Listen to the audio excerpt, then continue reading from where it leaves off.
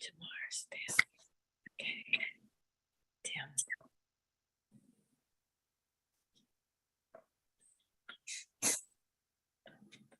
Due to COVID-19, this meeting will be conducted as a Zoom meeting pursuant to the provisions of the Governor's Executive Order N-2920, which suspends certain requirements of the Brown Act. This meeting is being live-streamed on the CCTA website. The chair will call upon members, staff, and other speakers by name. Please speak clearly and state your name before giving comments or remarks. Persons participating via Zoom with their cameras enabled are reminded that their activities are visible to viewers. Members participating by Zoom wishing to speak should physically raise their hand and unmute their mic when called upon. Members should remute their mics when done speaking. Citizens participating by Zoom wishing to speak should use the Raise Hand feature or dial *9 if participating via phone, and the chair or staff will call upon them at the appropriate time. Citizens will have 3 minutes to speak. A 30-second warning will be provided. After 3 minutes, staff will lower their hand and mute their mic. Participants via phone will be called upon by the last 4 digits of their phone number. It is requested that public speakers state their names and organization, but providing such information is voluntary. Written public comments received in accordance with the COVID-19 Special Notice for Public Comment Guidelines are printed on the meeting agenda. If authors of the written correspondence would like to speak, they should raise their hand and the chair will call upon them at the appropriate time. All written correspondence received after that and during the meeting will be entered into the record. A roll call vote will be taken for all action items. Thank you for participating in a meeting of the Contra Costa Transportation Authority. Thank you. Next on the agenda is roll calls. Jackie, would you please call the roll? Yes, thank you. Commissioner Carlson, Commissioner Kelly, Commissioner Scales Preston. Present. Thank you. Commissioner Stepper. Here. Chair Haskew. Here. Okay, all commissioners present except Commissioner Carlson and Commissioner Kelly absent. Thank you. The next item on the agenda is public comment. Have we received any public comment by mail, or does it look like somebody is going to raise their hand? We have not received any written public comment, and I don't currently see any hands. Right, then we have done that job and we move on to the next job, which is the consent calendar. Are there any changes, comments, questions from anybody on the committee? Yes. Yes. You have a question? Yes, please ask it. So this is on the last consent agenda item. It's all about the staff report for the work plan to update the congestion management program. And it's kind of a general question, but you know, they keep talking about replacing the LOS with the state highway routes and principal non-highway arterials, etc. But they talk about not doing that for CEQA, and again, that still hasn't happened. So we're not doing the VMT, the vehicle miles traveled again. We're just going to do the LOS. Is that correct? Carol, So this is on the page 3D3. Okay. Yeah, I can speak to that item. It's really 3D4, I guess, the last paragraph on that page. Yeah. Thank you, Member Stepper. So the CMP, which is a state required program, does still require monitoring of the LOS standards for these 65 locations and the freeway segments. So that it's totally separate from CEQA. The state just hasn't realigned all of its different requirements.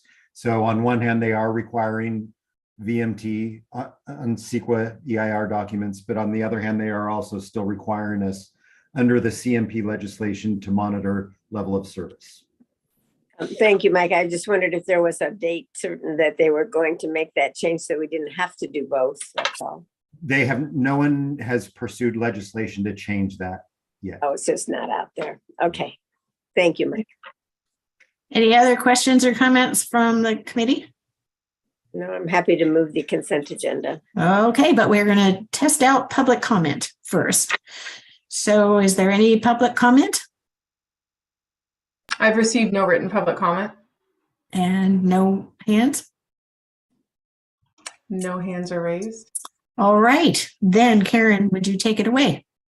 I'd like to move approval of the consent agenda for tonight. Thank you. I'm sorry, do I guess I should say items A through D. Yeah. You would have done well with either of those. Is there a second to that motion? Chanel? I'm going to second the motion. Okay, oh, there you are. Chanel, did I cut you off? You could have the second if you want it. Okay, why don't we put me down and then we'll pull her back when we need the vote. Jackie, may I have a vote? Yes, Commissioner Carlson, Commissioner Kelly, Commissioner Scales Preston. Yes. Thank you. Commissioner Stepper, Yes. Chair Haskew. Yes. Thank you. Okay, motion passes unanimously with Commissioners Carlson and Kelly absent. Great, thank you. And now we're moving on to our regular agenda item, the first and I believe only You're on. item. Excuse me? The first and only item on the regular item is the update on recommendations from Metropolitan Transportation Commission. And I believe somebody is going to step forward and explain that. Good evening, Chair Haskew. I'll be the pinch hitter tonight for Colin Clark. He's under the weather today. Again, good evening, Chair Haskew and Commissioners. John Huang, Director of Planning for the Authority. So I wanted to recognize, to start off and recognize the staff from the cities, town, and the county, especially for really putting together the effort to submit the best projects and the best application to represent Contra Costa in this call for projects for OBAC 3, the One Bay Area, Cycle 3. Some jurisdictions submitted the same projects for OBAC 3 as well as the Active Transportation Program, Cycle 6. So I'll get into a little bit further into the presentation. So just to recap, everyone, in September of last year, the Authority Board approved a list of 12 projects that will be submitted to the MTC, Metropolitan Transportation Commission, to be considered for One Bay Area Grant Cycle 3 funding. MTC really structured that OBAC 3 program around priority development areas, active transportation, safe routes, and Vision Zero. So that's our whole call for project was really surrounding those elements to make it as strong of a project as possible for the cities. During that same period, at the federal level, our congressional representatives were also asking for federal earmarks, and some cities did submit those projects to the representatives. And then also, lastly, the Active Transportation Program, ATP6, were doing a call for projects also, so you can realize all these projects, call for projects were happening simultaneously. And then again, so a lot of our cities submitted the same projects to multiple sources as well as ATP6. So you put that all together. The original intent of the staff report was to focus on the successes of the OBAC 3, but we really had to expand it to talk about the active transportation and how that kind of fit in. So in a nutshell, Contra Costa received nearly $48.5 million in OBAC 3 funding, which is about $1 million over than what we expected to receive. Overall, for the whole region, we received 14.3% out of the $340 million for the whole the 9-county region. Wow. The majority, as you can see in the staff report on the table there, and I'll go into a little bit more. Out of all the projects that we submitted, which is the 12 projects, the majority of the projects on our list were fully funded, either by OBAC 3 or by ATP. Now, ATP had two separate calls at the statewide region and at the local region. Now, MTC actually evaluated the regional ATP program, so they were concurrently evaluating OBAC 3 and the regional ATP. So just want to note a couple of things. CCTA did sponsor two countywide programs, the Safe Route to School non-infrastructure, which assures at all schools and all school districts and all cities and towns would receive this Safe Route to School outreach and education. And then we also sponsored a countywide smart signals program. And if you had a chance to look at the MTC staff report, those projects were ranked really high relatively. I think 6 and 11. So that's good. And then I just want to point out that the last project on the MTC list was actually the Walnut Creek one. So Walnut Creek really squeaked by with that last project there. So I'm going to kind of refer you to the table in the staff report. It's pretty self-explanatory. As you can see, all the projects I mentioned either receive OBAC 3 funds or other funds, which is noted in the staff report there. And they include the federal earmarks. Now, we didn't include all the federal earmarks because there was other projects that cities submitted for the earmark, which wasn't on the original OBAC 3 project. So kind of keep them, there's other earmarks out there that wasn't noted. So anyways, as you can see, we totaled altogether nearly 48.5 million. So with that, I am going to stop there with the OBAC 3 portion, and I have some other additional news which was released today, which I can add to this. So I'll put any questions for OBAC 3 if you have any. Anybody have any questions? That's great. I'm giggling from inside. So yeah, this is wonderful. Okay. And I like staff reports with coming attractions. This is even better. Well, this is fresh out the press. Yeah. Well, It hasn't dried yet, but in addition to all these money that we receive, we heard today, actually we got a little glimpse of it Monday, but it was officially announced today by the federal government, USDOT, that they awarded the Safe Streets and Roads for all grant programs. So it was SS4A is the name of that program. And again, back around the same time, I think in September, as soon as we put on that OBAC 3 project list, CCTA actually led an effort to put a application together for SS4A. And you don't have the information in front of you, but there was four jurisdictions that participated. East Bay Regional Parks, for $925,000, El Cerrito for $8 million, and I'm not going to show the names of the project, but Antioch actually submitted two projects, one for 13 million and one for 4 million. And the last project was Moraga, who received 3 million. So if you can do the math in your head, it's like $29 million that we received from SS4A, which is fantastic. And I see Commissioner Thorpe here with congratulations, Commissioner Thorpe, on that. So anyways, that was, so in addition to the OBAC 3, the grant, the ATP, and then some of the earmarks that we receive over $105 million. wow.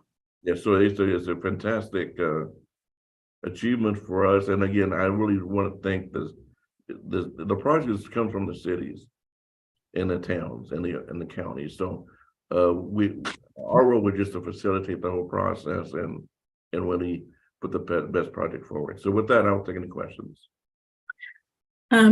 Yet again, I'm grinning from ear to ear, even though it doesn't look like it. And this is all really good news. Did you all dance around the office for a couple of minutes just you were so happy? Of course, we have to kind of take time and celebrate, a little bit, but then, yeah, I think this is a huge for CCTA, for all our staff that worked on this and for all the jurisdictions. Congratulations. Great work. Tim, do you want to say anything? No, I just want to, compliment the staff and as well, John said it. I mean, these projects all come from the city. So the city's picked a lot of great projects. And, as we were going through the, kind of through the scoring of all the projects, it was difficult because there was a lot of projects when we were going through the OBAG 3. And so I think it's really important that, we've got a lot of great projects and, not enough funding apparently, but, we are excited for the OBAG 3 program. I think what's also exciting is that, MTC followed through with their commitment to meet our county target share. I think that's really exciting. I know a lot of us were concerned in terms of how we would kind of favor out of the program. And I think, relative to the Safe Streets for All projects, I think, that's just another, testament. We were the second largest allocation of Safe Streets for Alls in the country and the largest allocation in the state of California. So not bad for the little pea shooter organization.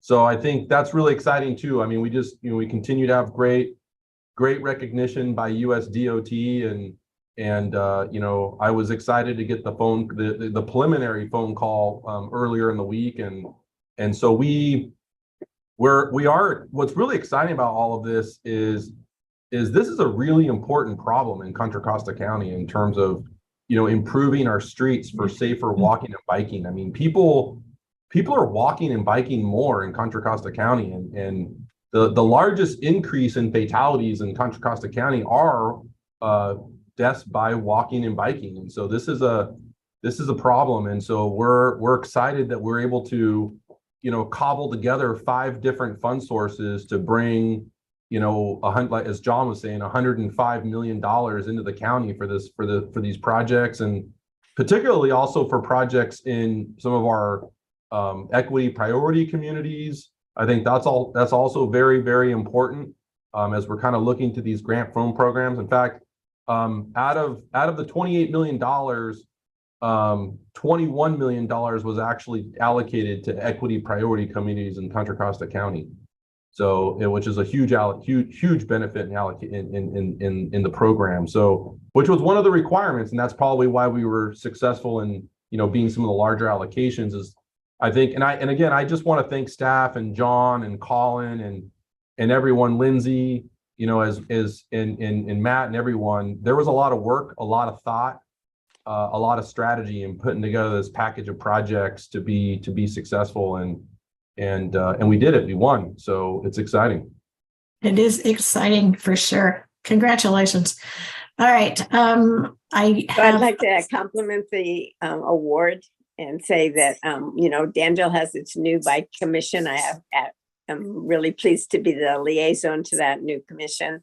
And we're very excited about bike safety and spreading it, not just in Danville. Al Kalin being our chair, if you know him through Diablo Cyclists, is going to look at anything that he does that he thinks is helping. He's going to tell you about it too, whatever city and county you are in.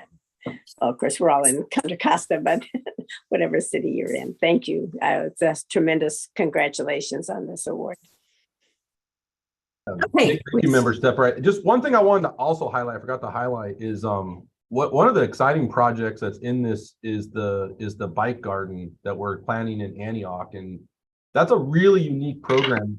It'll be the first bike garden in the state of California, and one of the few in the United States. And so I think that's a really, really important program, and it goes hand in hand with the Safe Route to Schools program that we got from OBAG 3 in terms of, really doing expanding, education and training of our younger generations to kind of protect them in a lot of this new world that they're coming into relative to bike infrastructure. What does green paint mean, and all these different signs and signals, and so I think it's important that we're training them to be safe on our roads. So that's a really exciting program, I think, for the bike garden. And so we're excited to kind of see that come to reality as part of this grant, as the Safe Streets for All grant program. So. Okay. Any more information to share? This item is information only, so no action is required by us, just to grin and feel really good about our staff and their efforts.